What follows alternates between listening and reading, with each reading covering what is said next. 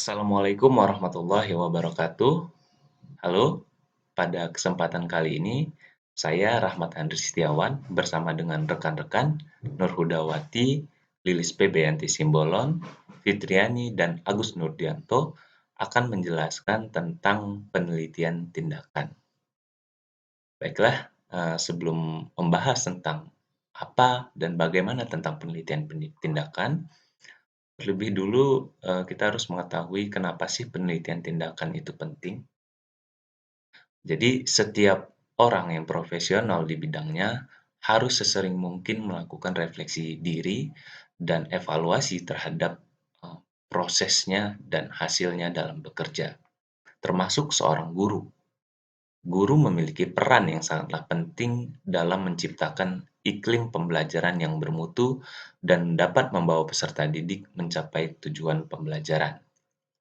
Dalam melakukan pengelolaan dan penggunaan strategi pembelajaran harus didasari oleh sebuah hasil pengamatan penelitian tindakan.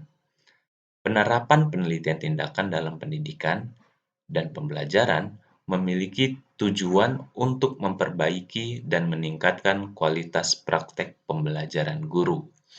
Penelitian tindakan yang dilakukan oleh guru akan membuatnya peka dan tanggap terhadap dinamika pembelajarannya yang dilakukan oleh guru tersebut di dalam kelas. Hal ini akan menjadikannya reflektif dan kritis terhadap perlakuan yang diberikan pada muridnya. Jadi, penting bagi setiap guru untuk menguasai dan mengerti bagaimana tentang penelitian tindakan dalam rangka untuk meningkatkan mutu pembelajarannya di kelas. Pada kesempatan kali ini, nanti kita akan membahas tentang pengertian penelitian tindakan, kemudian dijelaskan juga tentang jenis-jenis penelitian tindakan, dan langkah dalam melakukan penelitian tindakan. Kemudian juga nanti akan diberikan contoh-contoh penelitian tindakan beserta dengan penyusunan hipotesisnya. Yang pertama tentang pengertian penelitian tindakan. Menurut Kemis pada tahun 1988, bahwa penelitian tindakan adalah suatu bentuk penelitian reflektif dan kolektif yang dilakukan peneliti dalam situasi sosial untuk meningkatkan penalaran praktik sosial.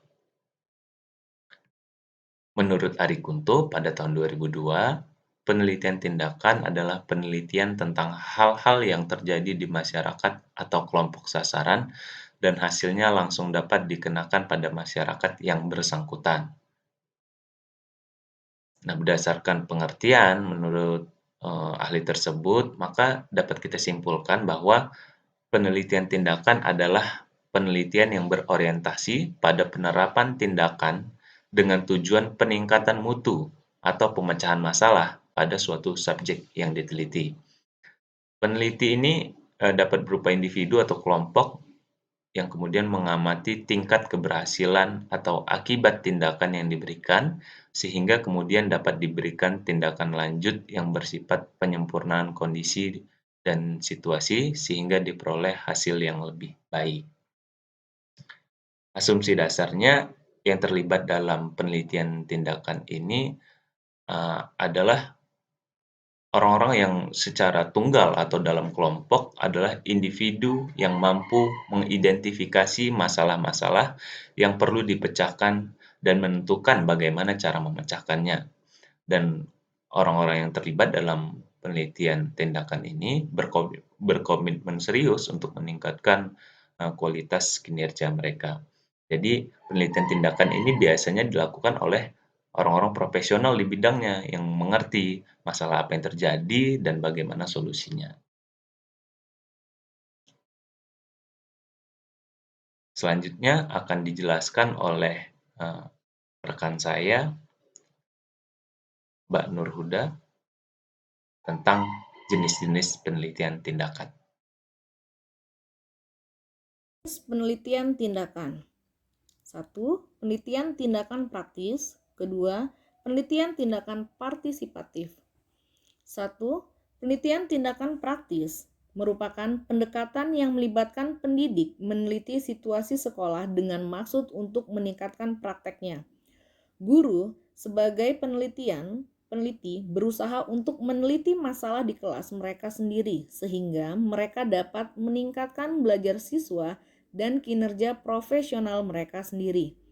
Peran guru sebagai pembelajar, sebagai praktisi reflektif, dan sebagai orang yang terlibat dalam proyek penelitian.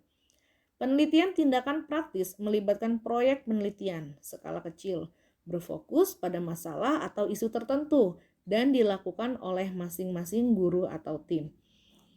Kelemahan dari pendekatan ini adalah bahwa meskipun guru berusaha untuk meningkatkan praktek kelas mereka memiliki sedikit waktu untuk terlibat dalam penelitian mereka sendiri.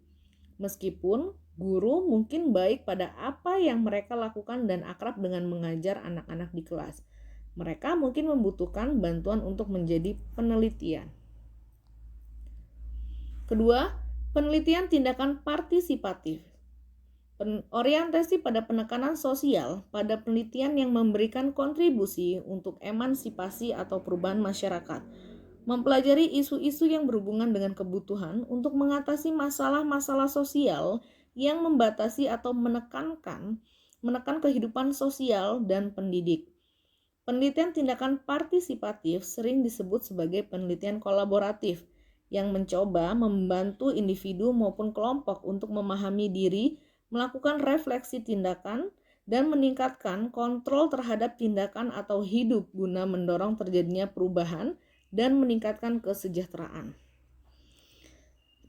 Langkah-langkah penelitian tindakan. Yang pertama, mengidentifikasi masalah atau pertanyaan penelitian. Yang kedua, memperoleh informasi yang diperlukan untuk menjawab pertanyaan. Yang ketiga, menganalisis dan menafsirkan informasi yang telah dikumpulkan. Keempat, mengembangkan sebuah rencana tindakan. Yang pertama adalah mengidentifikasi masalah atau pertanyaan penelitian. Tahap pertama dalam penelitian adalah mengklarifikasi masalah yang menjadi perhatian. Seorang individu atau kelompok perlu hati-hati memeriksa situasi dan mengidentifikasi masalah. Penelitian tindakan paling tepat ketika guru atau orang lain yang terlibat dalam pendidikan ingin membuat sesuatu yang lebih baik, meningkatkan praktik mereka, menangani masalah atau memperbaiki sesuatu yang berhasil. Proyek tersebut harus dikelola. Jadi, masalah kompleks berskala besar mungkin sebaiknya diserahkan kepada peneliti profesional. Proyek penelitian tindakan biasanya cukup sempit cakupannya. Namun, jika sekelompok guru, siswa, administrator, dan sebagainya telah memutuskan untuk bekerja sama dalam beberapa jenis proyek jangka panjang, penelitian ini bisa lebih luas. Yang kedua adalah memperoleh informasi yang diperlukan untuk menjawab pertanyaan. Setelah masalah diidentifikasi, langkah selanjutnya adalah memutuskan jenis data apa yang dibutuhkan dan bagaimana mengumpulkannya. Selain mengamati, kategori utama kedua dari pengumpulan data melibatkan mewawancarai siswa atau individu lain dari siapa informasi yang diinginkan. Kategori ketiga dari pengumpulan data melibatkan pemeriksaan dan analisis dokumen. Metode ini yang paling banyak memakan waktu dari ketiganya dan paling mudah untuk dimulai. Contohnya, catatan kehadiran, risalah rapat, catatan konselor, rekening koran sekolah, jurnal siswa, rencana pelajaran, daftar subpensi, bagan tempat duduk, foto kegiatan kelas dan sekolah, portofolio siswa, semua itu adalah inti dari penelitian tindakan. Penelitian tindakan harus menghindari pengumpulan data anekdot belaka, yaitu hanya mendapat orang-orang tentang bagaimana masalah tersebut dapat ditangani. Yang ketiga adalah menganalisis dan menafsirkan informasi yang telah dikumpulkan. Langkah ini berfokus pada menganalisis dan menafsirkan data yang dikumpulkan pada langkah kedua. Setelah dikumpulkan dan diringkas, data perlu dianalisis sehingga partisipan dapat memutuskan apa yang diungkapkan oleh data tersebut. Yang penting pada tahap ini adalah bahwa data diperiksa dalam kaitannya dengan pemecahan pertanyaan penelitian atau masalah penelitiannya dilakukan. Selanjutnya, menganalisis dan menafsirkan data yang dikumpulkan dalam penelitian tindakan partisipatif. Penting bahwa para peserta mencoba untuk mencerminkan persepsi semua pemangku kepentingan yang terlibat dalam studi. Oleh karena itu, mereka harus bekerja secara kolaboratif untuk membuat deskripsi tentang apa yang diungkapkan oleh data. Para peserta harus melakukan segala upaya untuk membuat semua pemangku kepentingan mendapatkan informasi tentang apa yang terjadi selama tahap pengumpulan data. Selanjutnya yaitu yang keempat, mengembangkan sebuah rencana tindakan. Memenuhi maksud dari studi penelitian tindakan membutuhkan pembuatan rencana untuk mengimplementasikan perubahan berdasarkan temuan. Yang terpenting adalah bahwa studi tersebut paling tidak menunjukkan arah yang jelas atau pekerjaan lebih lanjut pada masalah.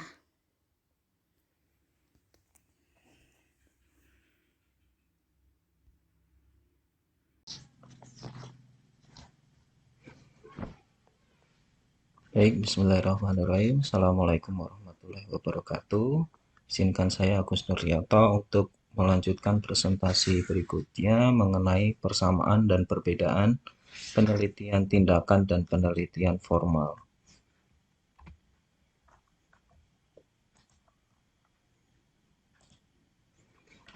Menurut Frankel dan Wallen tahun 2009 di halaman 594, penelitian tindakan berbeda dalam banyak hal dari penelitian kuantitatif dan kualitatif yang lebih formal, tetapi juga memiliki sejumlah kesamaan.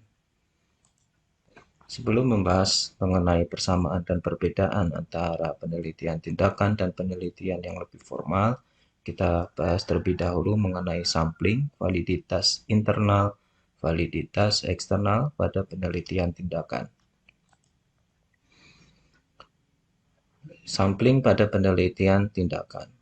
Masalah penelitian tindakan hampir selalu berfokus hanya pada kelompok individu tertentu, kelas guru, beberapa klien konselor, fakultas administrator, dan karenanya sampel dan populasinya identik. Pengambilan sampel secara acak seringkali sulit dilakukan di sekolah, tetapi hal ini tidak sepenting dalam upaya penelitian yang lebih tradisional, karena generalisasi tidak selalu mungkin atau diinginkan. Yang kedua, validitas internal pada penelitian tindakan. Studi penelitian tindakan tunduk pada semua ancaman terhadap validitas internal, meskipun dalam derajat yang berbeda. Studi semacam itu terutama menderita kemungkinan bias pengumpul data, karena pengumpul data sangat mengetahui maksud penelitian. Dia harus berhati-hati untuk tidak mengabaikan hasil atau tanggapan yang tidak ingin dia lihat. Implementasi dan efek sikap juga merupakan kemungkinan yang kuat, karena baik pelaksana atau pengumpul data dapat tanpa disadari mendistorsi hasil penelitian. Kemudian validitas eksternal dalam penelitian tindakan. Seperti halnya studi eksperimental subjek tunggal, studi penelitian tindakan lemah dalam hal validitas eksternal, dalam hal generalisasi. Seseorang tidak dapat merekomendasikan menggunakan praktik yang terbukti efektif hanya dalam satu kelas. Dengan demikian, studi penelitian tindakan yang menunjukkan praktik agar efektif, yang mengungkapkan jenis sikap tertentu, atau yang mendorong jenis perubahan tertentu perlu direplikasi jika hasilnya ingin digeneralisasikan ke individu, pengaturan, dan situasi yang lain. Kemudian kita bahas mengenai persamaan dan perbedaan antara penelitian tindakan dan penelitian formal. Dalam hal ini adalah penelitian kuantitatif dan kualitatif yang lebih formal. Pada penelitian tindakan dan penelitian formal, penyelidikan dilakukan secara sistematis. Kemudian itu persamaannya. Kemudian pada penelitian tindakan tujuannya adalah untuk memecahkan masalah yang menjadi perhatian lokal. Sedangkan pada penelitian formal tujuannya adalah untuk mengembangkan dan menguji teori. dan menghasilkan pengetahuan yang dapat digeneralisasikan untuk populasi yang luas. Yang selanjutnya, pada penelitian tindakan, sedikit pelatihan formal yang diperlukan untuk melakukan studi semacam ini. Kemudian pada penelitian formal, pelatihan yang cukup diperlukan untuk melakukan studi penelitian semacam ini. Kemudian pada penelitian tindakan, tujuannya adalah untuk mengidentifikasi dan memperbaiki masalah yang menjadi perhatian lokal. Kemudian pada penelitian formal, tujuannya adalah untuk menyelidiki masalah yang lebih besar. Pada penelitian tindakan dilakukan oleh guru atau profesional pendidikan lokal lainnya. Sedangkan pada penelitian formal dilakukan oleh peneliti yang biasanya tidak terlibat dalam situasi lokal. Kemudian pada penelitian tindakan menggunakan terutama instrumen yang dikembangkan oleh guru. Instrumen tersebut dikembangkan dengan kurang ketat. Pada penelitian formal menggunakan instrumen yang dikembangkan secara profesional yang lebih ketat. Kemudian pada penelitian tindakan biasanya berbasis nilai. Nilai di sini maksudnya adalah adanya nilai perubahan. Perubahan apakah tindakan tersebut menghasilkan perubahan yang lebih baik atau tidak. Kemudian pada penelitian formal sering nilai dianggap netral.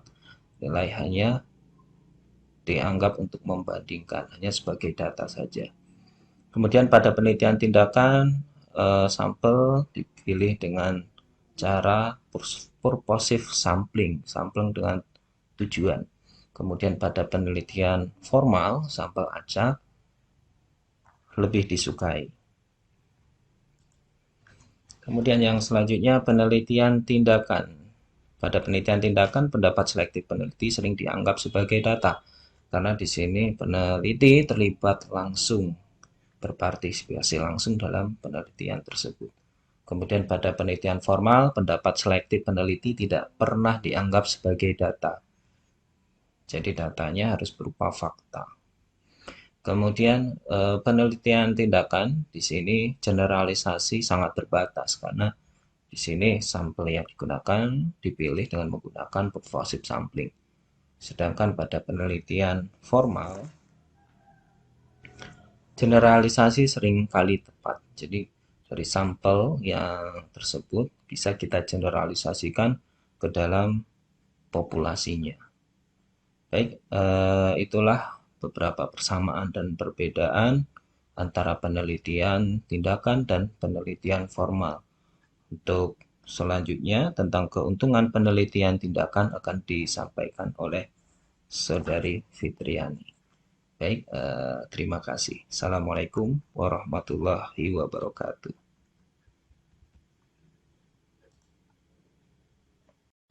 Baik, di sini saya akan melanjutkan penjelasan dari kelompok kami terkait dengan keuntungan penelitian tindakan. Jika tadi kita sudah menyimak bersama tentang persamaan dan perbedaan penelitian tindakan ini dengan penelitian lainnya, sekarang kita akan lihat apa sebetulnya keuntungan dari penelitian tindakan ini. Menurut Frankel dan Wallen tahun 2009, penelitian tindakan dilakukan oleh hampir semua profesional di semua jenis sekolah, di tingkat kelas apapun untuk menyelidiki hampir semua jenis masalah. Artinya, penelitian tindakan ini bisa dilakukan oleh guru maupun sekelompok guru, orang tua, kepala sekolah atau konselor, dan juga administrator sekolah yang ada di tingkat kabupaten. Yang kedua, penelitian tindakan dapat meningkatkan praktik pendidikan, membantu guru, konselor, dan administrator menjadi profesional yang lebih kompeten. Dengan kata lain, melalui penelitian tindakan ini, guru atau profesional lainnya itu dapat meningkatkan kemampuannya dalam hal membaca, menafsirkan, dan mengkritik penelitian lain. Yang ketiga, guru atau profesional lain dapat mengembangkan cara yang lebih efektif untuk mempraktikkan keahlian mereka. Nah, di sini penelitian tindakan itu dapat mengarahkan guru atau para profesional untuk memahami penelitian yang serupa dengan pemahaman yang lebih mendalam. Yang keempat yaitu membantu guru mengidentifikasi masalah secara sistematis. Penelitian tindakan mengharuskan individu mendefinisikan masalah secara tepat, mengidentifikasi dan mencoba cara-cara alternatif untuk menangani masalah, mengevaluasi cara-cara dan kemudian berbagi apa yang telah mereka pelajari dengan rekan-rekan mereka. Yang kelima, dapat membangun komunitas kecil, individu yang berorientasi pada penelitian di dalam sekolahnya sendiri. Melalui penelitian tindakan, itu jika dilakukan secara sistematis, dapat melibatkan beberapa individu atau perseorangan yang bekerja sama untuk memecahkan masalah atau isu yang menjadi perhatian bersama. Selanjutnya, menurut Suwandi 2009, keuntungan penelitian tindakan secara umum antara lain: 1. Guru dapat melakukan inovasi pembelajaran. Yang kedua, guru dapat meningkatkan kemampuan reflektifnya dan mampu memecahkan masalah dalam pembelajaran yang muncul. Yang ketiga, melalui penelitian tindakan, guru akan terlatih untuk mengembangkan secara kreatif kurikulum di kelas atau di sekolah. Nah, berkaitan dengan kemampuan reflektif guru, itu keterlibatan guru terhadap upaya inovasi dan pengembangan kurikulum akan bermuara akhirnya itu tercapainya sebuah peningkatan profesional guru.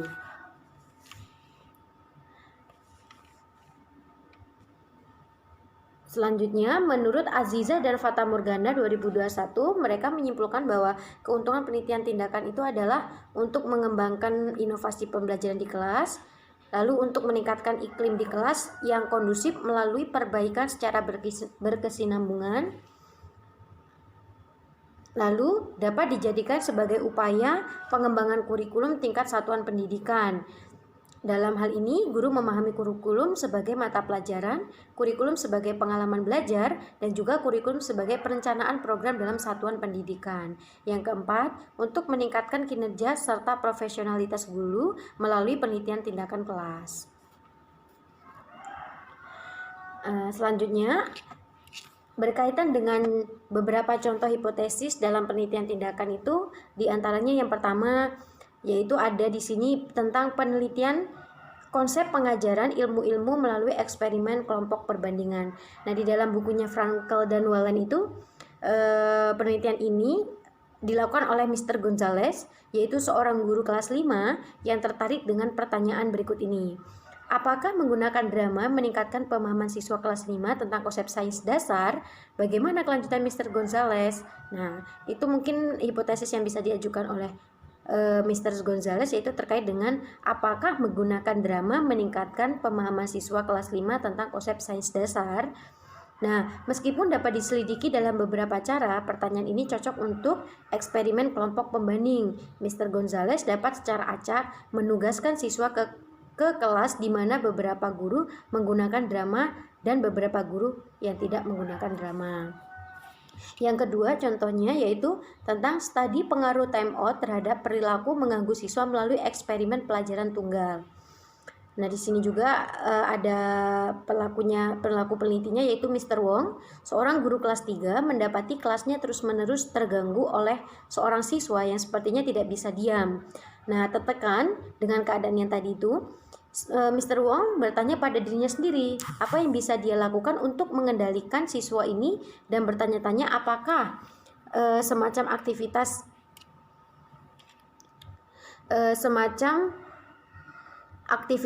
time out mungkin berhasil untuk menangani masalah itu ya. Nah, karena itu dia bertanya, akankah periode singkat dikeluarkan dari kelas akan mengurangi frekuensi perilaku mengganggu siswa ini? Apa yang mungkin dilakukan Mr. Wong untuk mendapatkan jawaban atas pertanyaannya?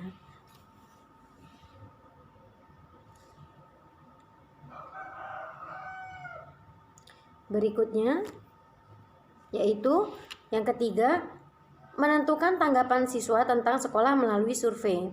Pak Abrahamson tertarik pada bagaimana perasaan siswa tentang sekolah secara umum. Karena itu, ia mengajukan pertanyaan atau hipotesis, yaitu apa yang disukai siswa tentang kelas mereka, apa yang tidak mereka sukai, mengapa. Nah, jenis mata pelajaran apa yang paling mereka sukai atau paling tidak disukai, bagaimana perasaan siswa dari berbagai usia, jenis kelamin, dan etnis di sekolah, kita bandingkan. Nah, untuk contoh hipotesis yang selanjutnya yaitu memeriksa bias dalam antologi bahasa Inggris melalui analisis konten. Mr. Halowitz, seorang guru bahasa Inggris kelas 8, prihatin dengan keakuratan gambar atau konsep yang disajikan kepada murid-muridnya dalam analogi sastra mereka. Dia menanyakan pertanyaan berikut. Apakah konten yang disajikan dalam antologi sastra di distrik kami bias? Jika demikian, bagaimana? Apa yang mungkin dilakukan Mr. Halowitz untuk mendapatkan jawabannya? Untuk menyelidiki pertanyaan-pertanyaan ini diperlukan analisis isi.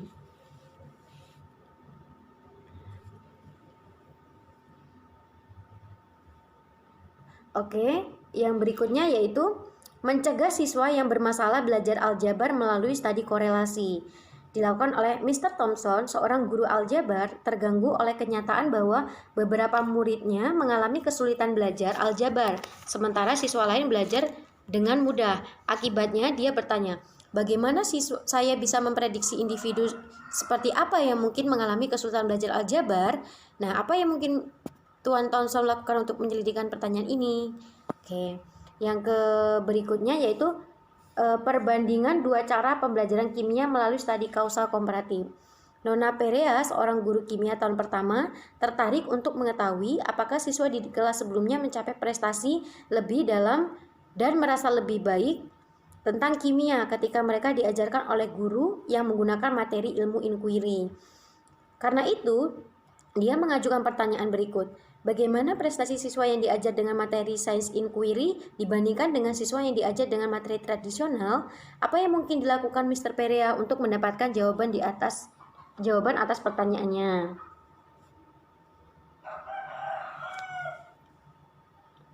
Oke, yang terakhir yaitu tentang suatu penelitian, yaitu mencari tahu bagaimana guru musik mengajar melalui studi etnografis. Bapak Adam, Direktur Kurikulum di sebuah sekolah dasar distrik, tertarik untuk mengetahui lebih banyak tentang bagaimana guru musik di distrik itu mengajar mata pelajaran mereka. Karena itu, dia bertanya, apa yang dilakukan guru musik kita saat mereka menjalin rutinitas sehari-hari dalam jenis kegiatan apa yang mereka lakukan? Apa aturan permainan yang eksplisit dan implisit di kelas musik yang tampaknya membantu atau menghambat proses belajar? Apa yang bisa dilakukan Pak Adam untuk mendapatkan jawabannya? Nah, untuk memperoleh wawasan tentang pertanyaan-pertanyaan tadi, Tuan Adam dapat memilih untuk melakukan penelitian etnografi. Nah, demikianlah tadi contoh-contoh hipotesis yang bisa diajukan dalam penelitian tindakan. Untuk kejelasannya bisa disimak lagi di makalah ya. Terima kasih. Baiklah, saya akan melanjutkan presentasi tentang contoh penelitian tindakan. Contoh ini kami ambil dari dalam buku Frankel, buku terjemahan, yang merupakan penelitian yang dilakukan untuk siswa berkebutuhan khusus. Sebenarnya penelitian ini bersifat eksperimen semu yang dilakukan dalam konteks kegiatan dan tanggung jawab sekolah yang sedang berlangsung. Hipotesis penelitian ini, siswa laki-laki dengan ketidakmampuan belajar yang menerima program latihan relaksasi yang sistematis akan menunjukkan penurunan yang lebih besar dalam perilaku di luar tugas daripada siswa yang tidak menerima program yang sama. Instrumen penelitiannya, peneliti memilih 25 item atau perilaku dengan item yang dipilih adalah yang paling terkait langsung dengan perilaku di luar tugas. Setiap item diberikan peringkat dari 0 hingga 4 berdasarkan pengamatan sebelumnya terhadap siswa, di mana peringkat 0 menunjukkan bahwa perilaku tersebut tidak pernah diamati dan tidak pernah terjadi, dan peringkat keempat menunjukkan bahwa perilaku tersebut sering terjadi sehingga secara serius mengganggu siswa yang sedang belajar.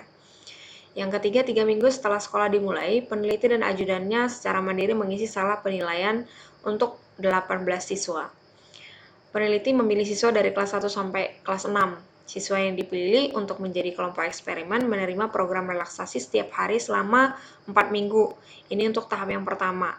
Setelah itu, baik peneliti dan ajudannya secara independen menilai semua siswa yang 18 orang yang tadi. Selanjutnya, program relaksasi dilanjutkan untuk kelompok eksperimen dan dimulai untuk kelompok pembanding selama 4 minggu lagi. Ini untuk tahap yang kedua. Di penghujung waktu, semua siswa juga dinilai kembali secara mandiri oleh peneliti dan ajudannya.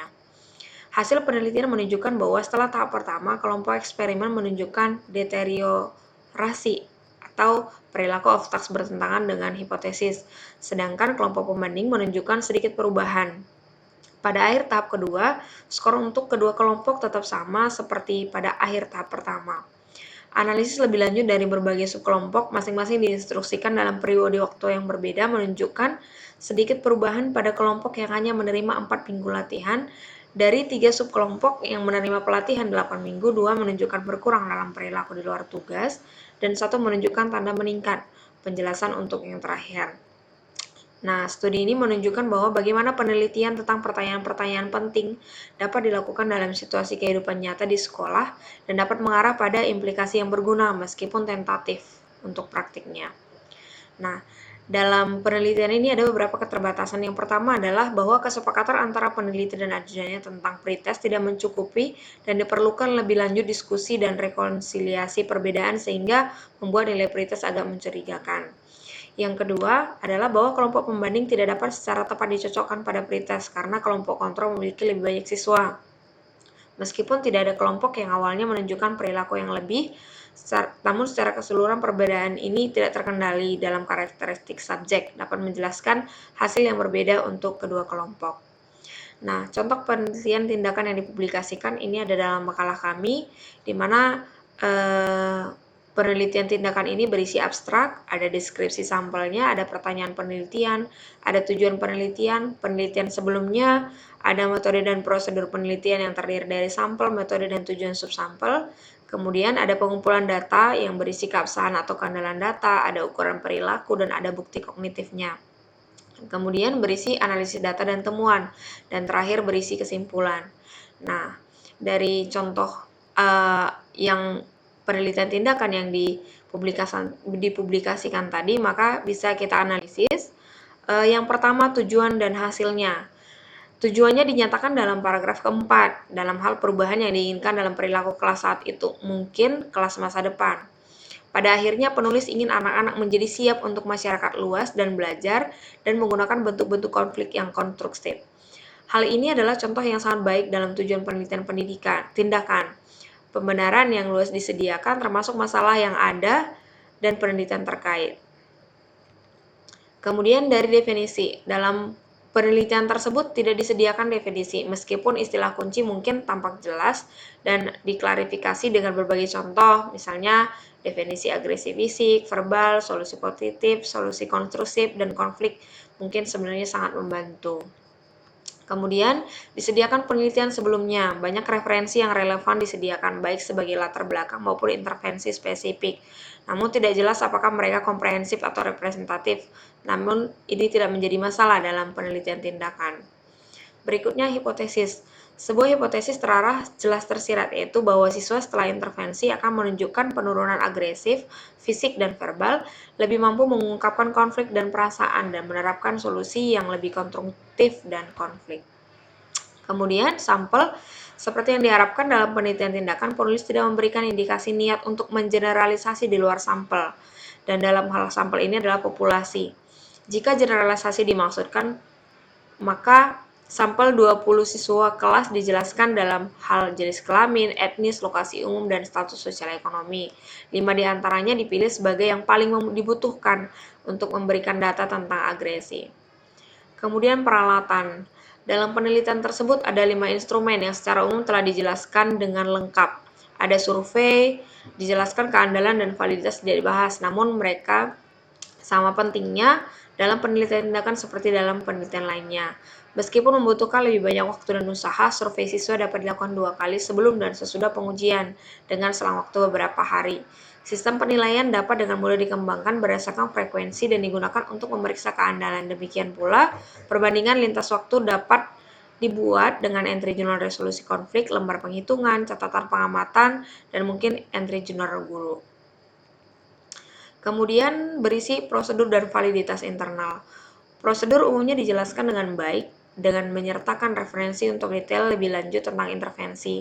Bagian dari intervensi pertemuan kelas dimulai pada awal tahun ajaran, fokus pada resolusi konfliknya termasuk penggunaan wheel of choice, dilakukan selama 8 minggu selama semester kedua. Tersirat di sini apakah diterapkan selama 20 hingga 30 menit per harinya. Penelitian ini menggunakan desain eksperimen one group pretest post-test. Dengan demikian, ia tunduk pada hampir semua ancaman terhadap validitas integral yang sudah dibahas pada bab sebelumnya, yakni karakteristik subjek, lokasi, bias peneliti, sejarah, pematangan, sikap subjek, dan implementasi merupakan semua kemungkinan penjelasan alternatif untuk hasil. Dapat dikatakan bahwa karena tujuan utamanya adalah untuk mempengaruhi siswa dalam penelitian, tidak peduli apakah intervensi itu sendiri atau mungkin keterampilan guru dalam bekerja dan anak bertanggung jawab atas perubahan positif. Nah, berikutnya analisis data. Prosedur deskriptif yang digunakan termasuk grafik batang sudah sesuai, walaupun judul grafiknya salah.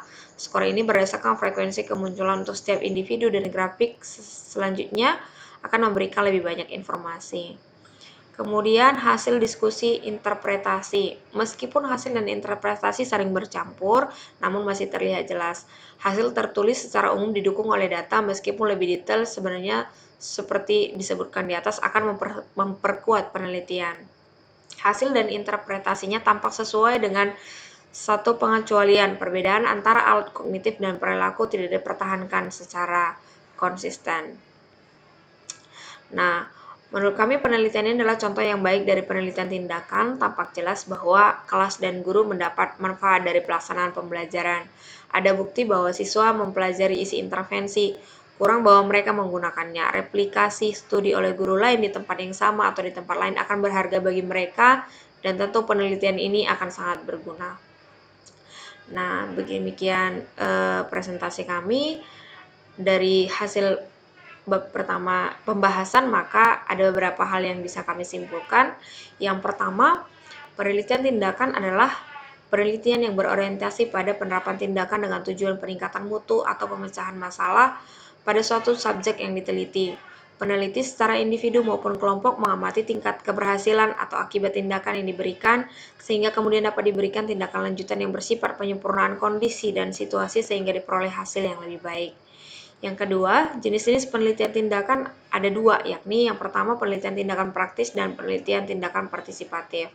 Yang ketiga, langkah penelitian tindakan adalah mengidentifikasi masalah atau pertanyaan penelitian, kemudian memperoleh informasi yang diperlukan untuk menjawab pertanyaan, kemudian menganalisis dan menafsirkan informasi yang telah dikumpulkan, dan terakhir mengembangkan sebuah rencana tindakan.